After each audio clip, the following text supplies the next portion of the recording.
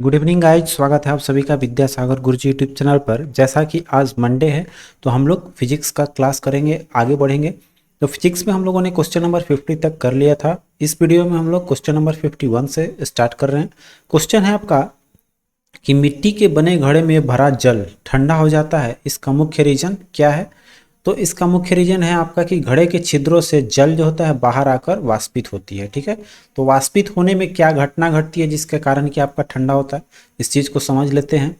तो देखिए, जैसा कि ये मान लीजिए अगर मिट्टी है और मिट्टी के अंदर से ये क्या हुई, रंध्र से बाहर आती है पानी। ठीक है, तो जब बाहर पानी आएगी तो क्या होता है कि ये बाहरी आवरण में जितने भी आपको जल लगे रहते हैं वो क्या होता है, वातावरण से वाष्पित होती है। ठीक है, तो जब वाष्पित होती है तो यहाँ से जो जल के अणु निकलते हैं उसकी विशेषताएं होती है ये कि जब कोई भी चीज़ निकलती है तो वो हाई एनर्जी से निकलती है। ठीक है, तो उसके पास जब तक ज़्यादा एनर्जी नहीं रहेगा उसके अणु को छोड़कर वो निकलेगा नहीं।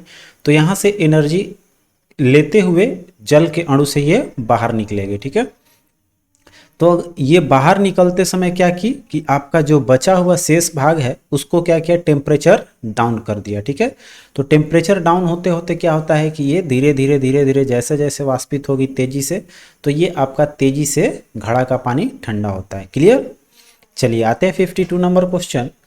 कह रहा है ग्रीष्म ऋतु में बिजली के पंखे के नीचे बैठने पर हमें ठंडक या सुख प्राप्त क्यों होती है। जैसे कि पंखा के नीचे बैठते हैं तो इसका मुख्य रीजन क्या है कि ये जो है हमारे चारों ओर की हवा की गति लाकर शरीर के पसीने को वाष्पन की वृद्धि कर देता है। देखिए वही रीजन आ गया जो ऊपर अभी आप लोगों ने पढ़ा। अगर हमारे त्वचा पे क्या है, ये मान लीजिए आपका पसीना जमा हुआ है। ठीक है, तो इस पसीना को क्या होता है कि ये जो हवाएं हैं वो गर्म हवाएं आकर क्या करती है, इसको वाष्पित करती है। ठीक है, वाष्पित करने के कारण क्या होता है कि इसमें से एनर्जी लेकर ये जो है आपका पसीना उड़ेगा, तो उड़ेगा तो क्या होता है, हमें ठंडक महसूस होने लगती है। ठीक है, क्लियर है। उसी कॉन्सेप्ट पे ये भी क्वेश्चन रहा आपका। अगला क्वेश्चन देखिए, कर रहा है आपसे हमें अधिकतम पसीना तब आता है जब वायु में क्या हो, तो अधिक आर्द्रता होती हो, तापमान अधिक हो और आर्द्रता ज़्यादा हो। तो देखिए यहाँ पर आपका तापमान अधिक और आर्द्रता ज़्यादा हो, वायु का तापमान। ठीक है, तो यहाँ पर हमारा टेम्परेचर जो होता है वो सेचुरेटेड होने के लिए क्या करता है कि आपको यहाँ पर वो अपना तापमान अधिक है तो टेम्परेचर बढ़ाकर और बॉडी को पसीना निकालता है, और उससे क्या होता है कि टेम्परेचर हमारे बॉडी की कॉन्सेंट्रेट रहती है, तापमान डाउन होती रहती है। ठीक है, चलिए आगे देखते हैं। 54 नंबर क्वेश्चन आपसे कह रहा है कि तालाब में ऊपरी सतह पर जल गर्मी के दिनों में भी ठंडी रहती है, इसका मुख्य कारण क्या है भाई। तो देखिए वही वाष्पित वाला कहानी होगा, क्योंकि यहाँ पर जो है सतह का जल वाष्पित होता है जिसके परिणाम स्वरूप क्या होगा, आपका ठंडा हो जाएगा। सतह का जल गर्मी के दिन में क्या होगा, इमिट करेगा, निकलेगा यहाँ से, उड़ेगा ऊपर की ओर। तो ये क्या करेगा कि नीचे वाला सतह का क्या करेगा, एनर्जी लेकर उड़ेगा। तो यहाँ से क्या होगा, ये धीरे धीरे पानी की सतह जो होती है वो ठंडी होने लगती है। ठीक है, चलिए आते हैं अगले क्वेश्चन की ओर। अगले क्वेश्चन पे आएंगे हम लोग। 55 नंबर क्वेश्चन देखते हैं। आपका कह रहा है 55 क्वेश्चन, देखिए यहाँ पर एक आपका सही जवाब दे रहा है। ठीक है, जल वाष्पित होकर परिणाम स्वरूप ठंडा होता है, तो सेम कॉन्सेप्ट है।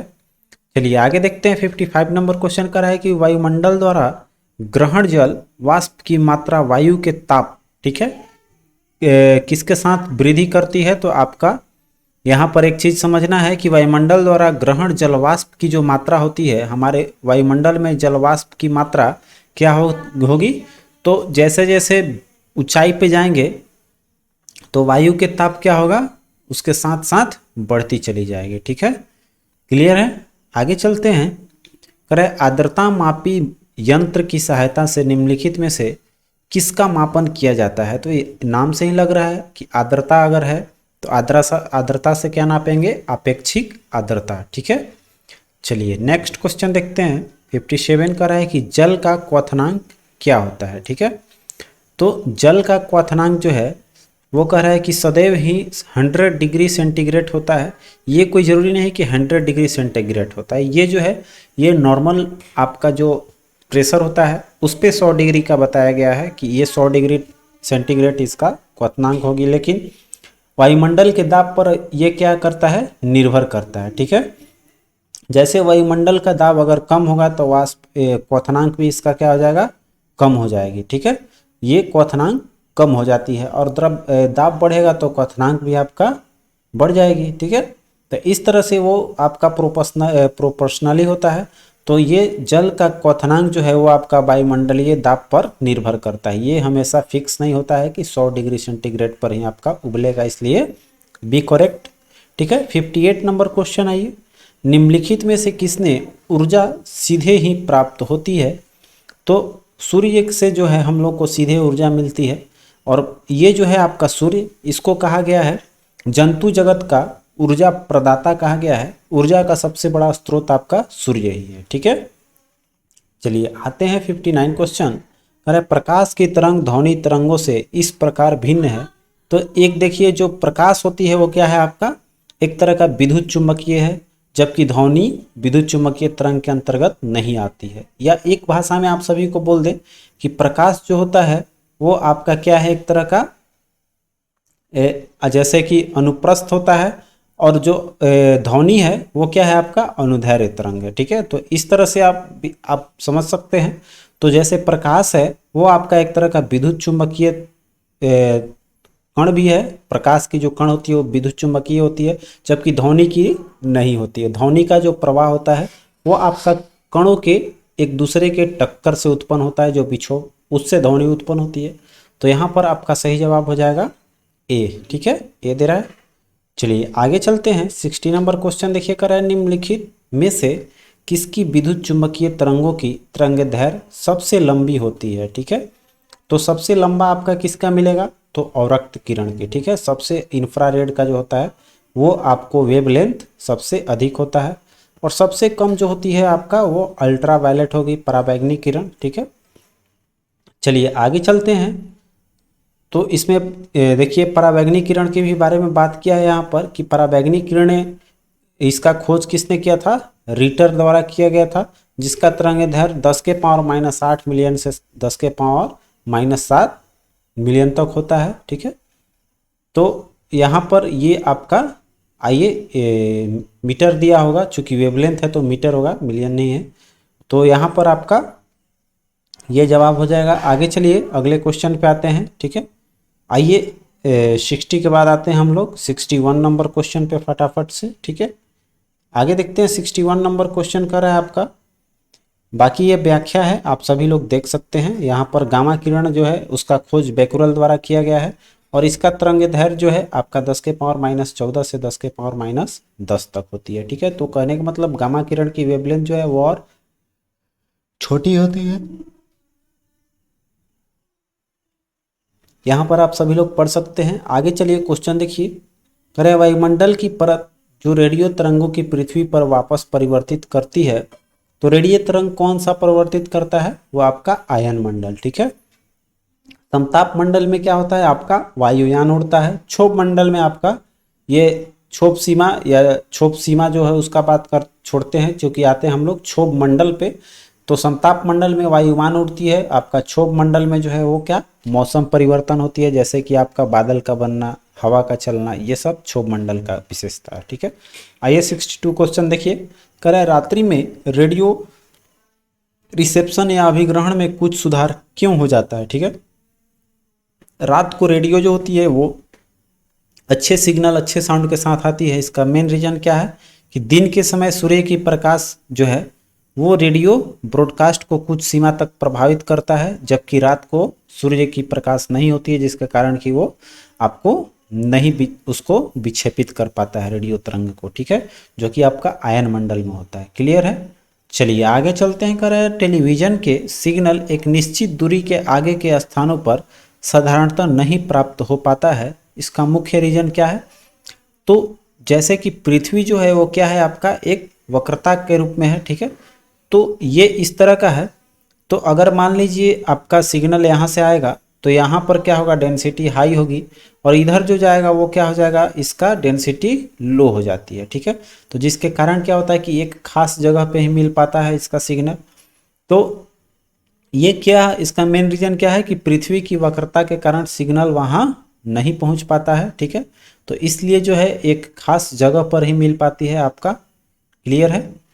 आगे चलते हैं। कह रहा है कि रेडार का प्रयोग कहाँ किया जाता है। तो रेडार तो आप सभी को पता है कि वायुयान को पहचान करने के लिए किया जाता है, या वायु में जो भी चीज़ आती है उसकी गति और उसकी स्थिति के लिए रडार का यूज़ किया जाता है। तो वायुयान जैसी वस्तुओं की पहचान, मतलब वायु वाला जितने भी चीज़ हैं उनकी पहचान और स्थिति निराधारण करने हेतु किया जाता है।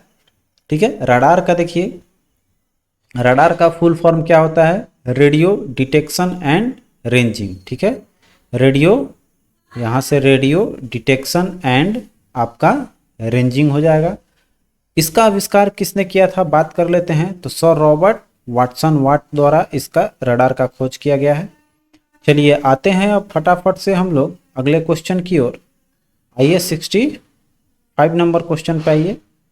कह रहा है आपसे कि बंद कमरे की खिड़की में एक छोटा छिद्र कमरे से बाहर की वस्तुओं का कमरे के सामने की दीवार पर उल्टा प्रतिबिंब बनाता है, इसका कारण क्या है। तो देखिए समझना है हम लोग को कि कमरे से बाहर की वस्तुओं का कमरे के सामने की दीवार पर उल्टा प्रतिबिंब बनाता है, इसका मुख्य रीजन क्या है। तो ये जो है आपको प्रकाश की ऋतु रेखीय संचरण होता है, जिसके कारण जो है आपका दीवार पर उल्टा प्रतिबिंब बनती है। ठीक है।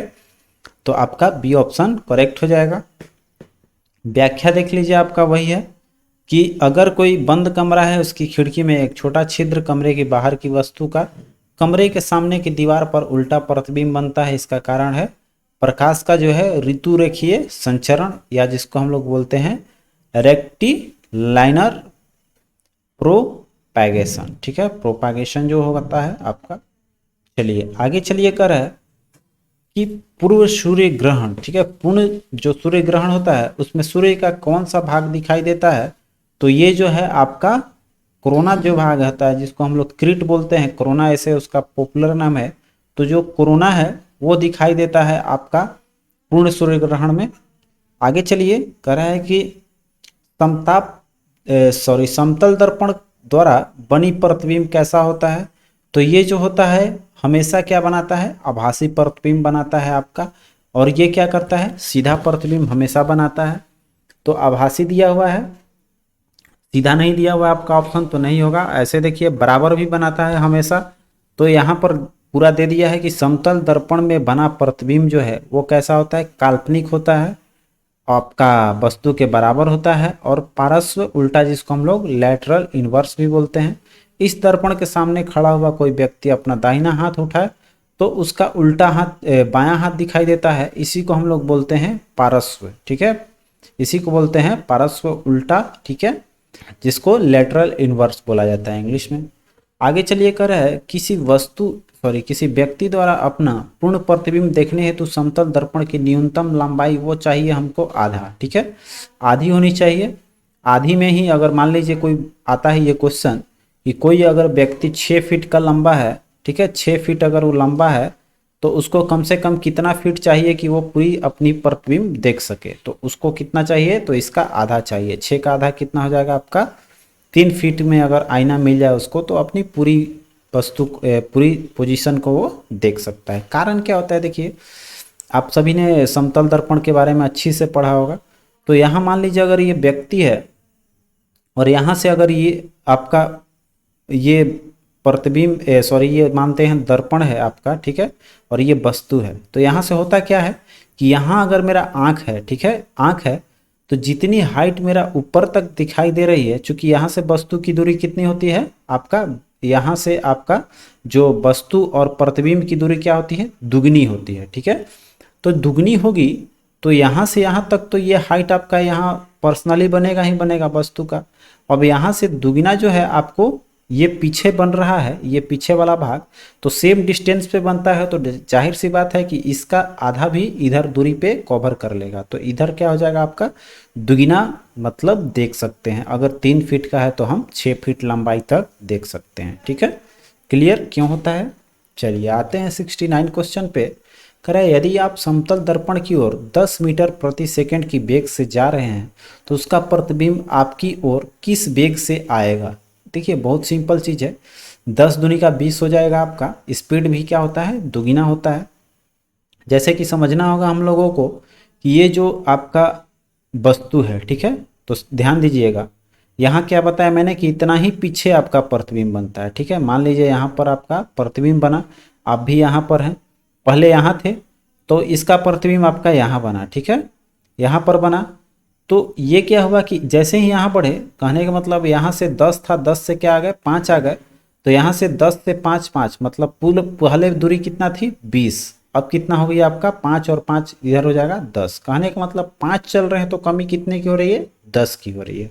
कहने का मतलब कितना आपको हो जाएगा, दुगना स्पीड, आपके अपेक्षा में दुगना कमी आएगी। चूंकि आप एक चलेंगे तो आपका प्रतिबिंब भी एक पीछे आएगा। तो ऐसे करते करते आपका क्या हो जाएगा, स्पीड जो है 10 से अगर चलेंगे तो आपका 20 का दिखाई देगा। क्लियर। आगे चलते हैं, कह रहा है कि कमरे की अगल बगल 2 दीवारों पर समतल दर्पण लगे हैं, ठीक है, और आप कमरे में हैं, तो आपको जो है कह रहा है कि दिखाई देने वाले प्रतिबिंबों की संख्या कितनी होगी। तो यहाँ देखिए एक फॉर्मूला होता है, ठीक है, उस फॉर्मूले को देखते हैं। अगर इसमें दिया हुआ है तो अच्छी बात है, नहीं तो बताते हैं आपको। देखिए यहाँ पर दिया हुआ है, ये जो होता है 360 माइनस थीटा होता है और -1 होता है, ठीक है।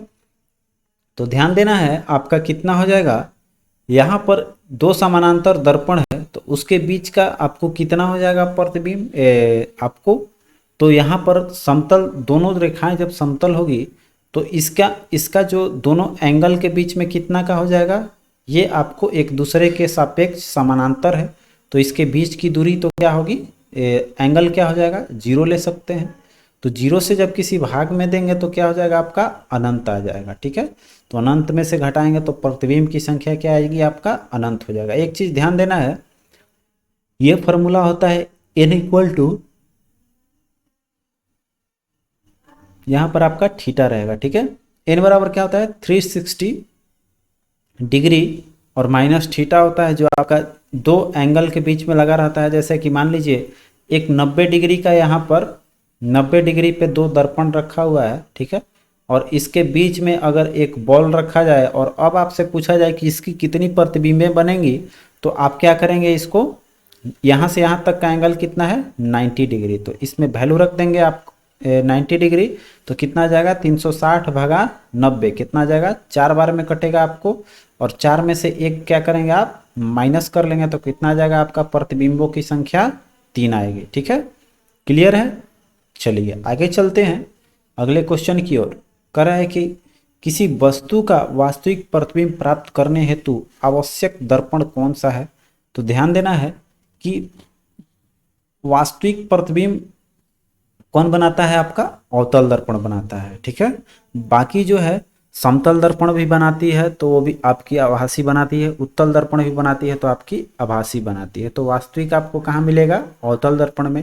अवतल दर्पण हालांकि आभासी और वास्तविक दोनों बनाती है। तो यहाँ पर ध्यान देने की बात है कि अवतल दर्पण जो है, यहाँ पर आपसे केवल पूछ रहा है वास्तविक प्रतिबिंब कौन बना सकता है या कौन सा होगा, तो आपका अवतल दर्पण ही है, ठीक है।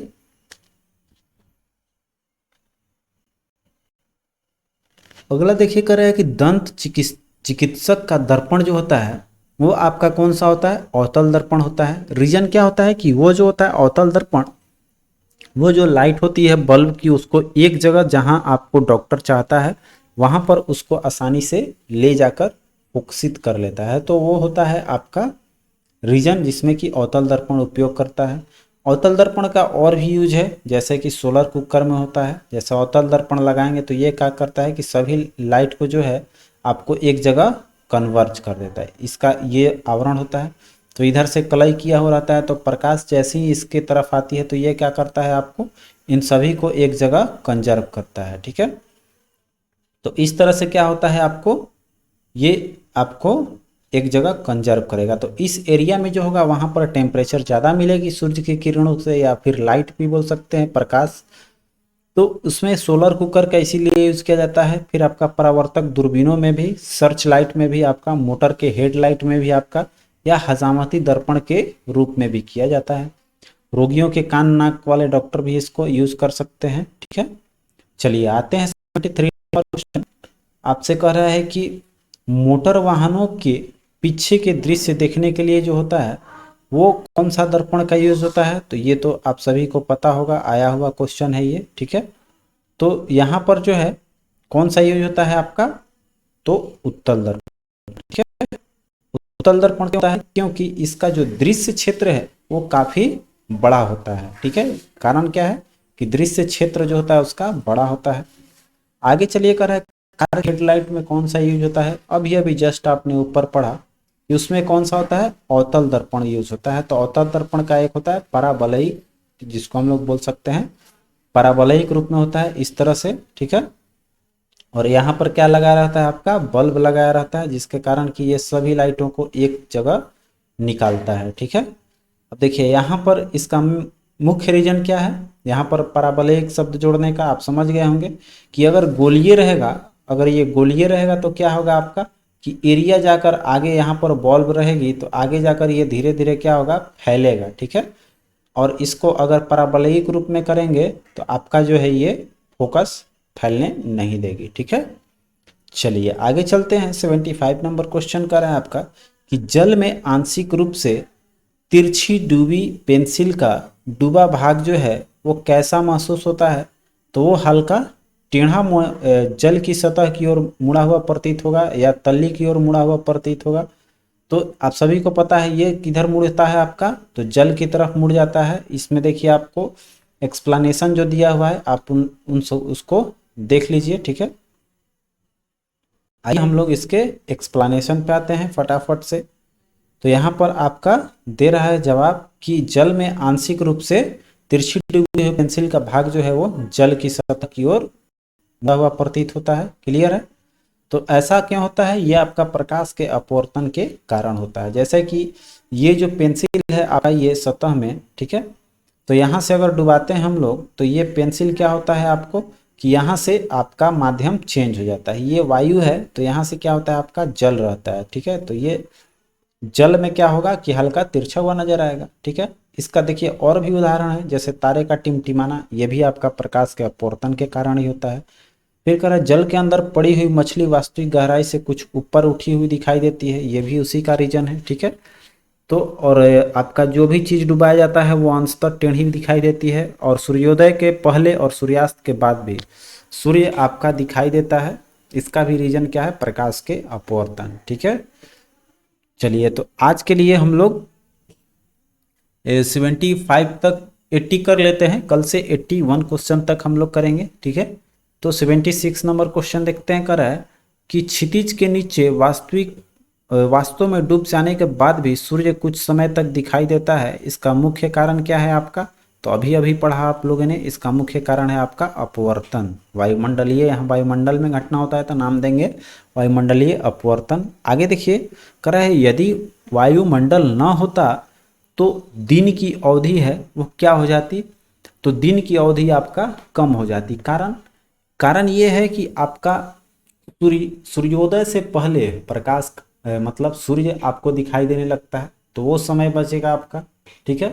दूसरा समय जो है वो आपका रीजन है कि सूर्यास्त के बाद भी दिखाई देता है, तो वो भी मेरा टाइम क्या हो जाएगा, एक्सपेंड कर जाएगा, बढ़ जाएगा। तो वो आपका वायुमंडल ना होता तो दिन की अवधि में क्या हो जाएगी, आपका कमी हो जाएगी, ठीक है। क्योंकि आपका 5-10 मिनट उधर का सुबह का टाइम और 5-10 मिनट शाम का टाइम वो क्या होगा, मेरा कम हो जाएगा। तो यहाँ से आपको कम हो जाएगा, आपका ऑप्शन ए हो जाएगा। आगे चलिए 78 क्वेश्चन देख लीजिए। कह रहा है क्षितिज के निकट होने पर सूर्य और चंद्रमा दीर्घ वृत्ताकार प्रतीत होता है, इसका कारण क्या है, तो वही कारण है आपका अपवर्तन। सिंपल सी बात है, ठीक है। जैसे कि मान लीजिए अब आपके निकट में आपका सीधे एकदम सर पे खड़े रहते हैं तो ये कैसा नजर आता है, क्षितिज रूप में नजर आता है। रीजन क्या है कि इधर इधर की जो प्रकाश है वो क्या होता है, अपवर्तन होकर आपके आंखों तक आती है, ठीक है। तो इसलिए ये जो चीज होता है अगल बगल का वो कैसा दिखाई देता है, दीर्घ वृत्ताकार, अर्थात ये इलिप्टिकल पाथ में आपको दिखाई देगा, ठीक है। चलिए आगे चलते हैं। करें 79 क्वेश्चन की इंद्रधनुष का वर्णना वायुमंडल में वर्तमान जल की बिंदु द्वारा प्रकाश का किस कारण से होता है, तो ये आपका पूर्ण आंतरिक परिवर्तन होता है। जिसके कारण कि आपका इंद्रधनुष बनता है। ठीक है, इसमें एक शब्द हमेशा जोड़िएगा, पूर्ण आंतरिक परावर्तन। ठीक है, आंतरिक परावर्तन तो होता ही है, लेकिन जब तक पूर्ण आंतरिक परावर्तन नहीं होगा वो आपको रिफ्लेक्शन नहीं देगा, परिक्षेपण नहीं निकलेगी 7 रंगों में। तो आपका जो है डी ऑप्शन बिल्कुल करेक्ट हो जाएगा कि इंद्रधनुष का बनना वायुमंडल में वर्तमान जल की बिंदु द्वारा प्रकाश के परिक्षेपण एवं पूर्ण आंतरिक परावर्तन दोनों ही होते हैं। ठीक है, तो परिक्षेपण भी होगा और परावर्तन भी होगा। जब तक देखिए आंतरिक परावर्तन हो जाएगा और वो परिक्षेपण नहीं होगा तो भाई वो तो 7 रंगों में विभक्त तो होगा नहीं, नजर आएगा नहीं, तो दोनों घटना होनी चाहिए।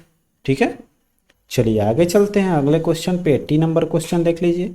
भाई कह रहा है कि वर्षा के रुकने के उपरांत इंद्रधनुष जो है वो हमेशा क्या विपरीत दिशा में, सूर्य के विपरीत दिशा में ही दिखाई देगा, क्योंकि जब भी होगी आपको सूर्य की प्रकाश जो है वो कब हमारी आंखों पे आएगी, तो आंतरिक परावर्तन जब होगा तो वो तो जाहिर सी बात है कि अपोजिट डायरेक्शन से होकर आएगी, क्योंकि हमको तो डायरेक्ट आपका रिफ्रैक्शन हो नहीं रहा है।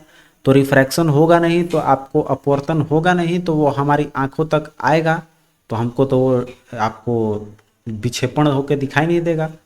तो इसलिए हम लोग को हमेशा अपोजिट डायरेक्शन में होता है तभी दिखाई देता है, कारण कि आंतरिक परावर्तन उधर ही होगी। ठीक है, तो आपका बी ऑप्शन एकदम हमेशा जो है इंद्रधनुष वर्षा के सूर्य के विपरीत दिखाई देता है वर्षा के बाद। ठीक है, तो आज के लिए बस इतना ही रखते हैं, मिलते हैं अगले वीडियो में। कल भी आपका फिजिक्स का क्लास रहेगा, उसके बाद से केमिस्ट्री आपको 4 दिन दूंगा। जैसे कि पिछले आपको सप्ताह में 2 दिन वीडियो नहीं दे पाए थे केमिस्ट्री का, वहाँ होल्ड था, तो वहाँ पर आपको केमिस्ट्री अब जैसे है 4 दिन, आपको 5वां दिन आपको कुछ एक्स्ट्रा ऑर्डिनरी चीज़ दे दूंगा। संडे को जैसे है तो उसमें 6 दिन आपको, मतलब 2 दिन फिजिक्स और 4 दिन केमिस्ट्री का प्लानिंग किया गया है। कैसा है ये प्लान आप लोग कमेंट भी कर सकते हैं। तो मिलते हैं अगले वीडियो में, तब तक के लिए आप अपना ख्याल रखें। जय हिंद,